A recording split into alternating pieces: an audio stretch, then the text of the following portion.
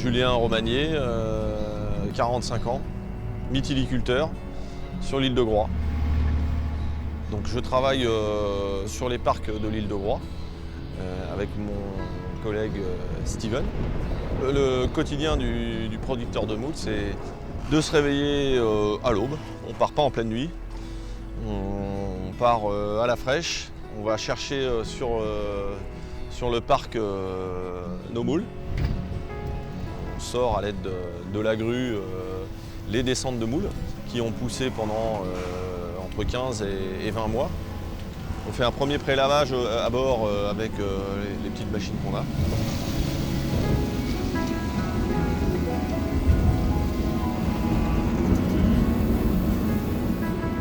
Après, on ramène tout ça à Portully pour un, nettoyer et deux, conditionner.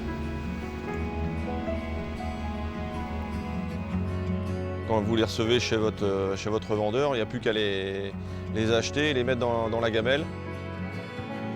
Les coquillages, ils sont 100% groisillons parce que le naissain est capté naturellement sur l'île et travailler sur l'île.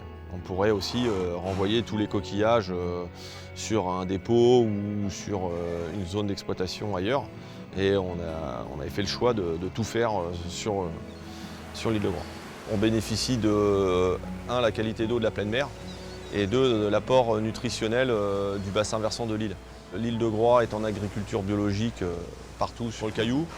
Donc on bénéficie d'un apport nutritionnel au top, quoi. On ne subit pas l'effet des marées, donc le coquillage peut se nourrir en permanence. Donc, ce qui fait que généralement le coquillage est très charnu. C'est vrai qu'elle est assez prisée, notamment au niveau des restaurants parisiens et de bistronomie, de par cet aspect. J'exploite le moulin vert depuis 2006 en tant que restauration. Je viens d'acquérir les viviers du moulin qui sont situés juste derrière le moulin vert. Et donc je travaille avec Julien parce que j'avais un souci de travailler avec des producteurs locaux qui font de la qualité. C'est le cas de Julien, donc il fournit une moule charnue et une moule du coin, donc qui me va bien. Je travaillais avant plutôt dans la course au large.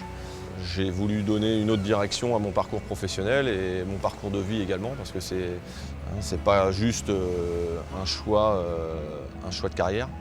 Transmettre des valeurs à nos enfants, qu'ils puissent comprendre notre métier, c'est pas toujours évident. Et voilà, il faut aimer la mer, aimer ce qu'il y a sous la mer, parce que pour le coup, on s'occupe de ce qu'il y a en dessous.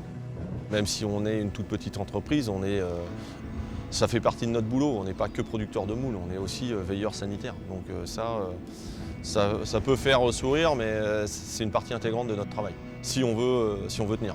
On est encore plus dépendant du vivant et de l'environnement, donc ça a un caractère spécial, qui est assez difficile à décrire finalement avec des mots intelligibles pour les terriens.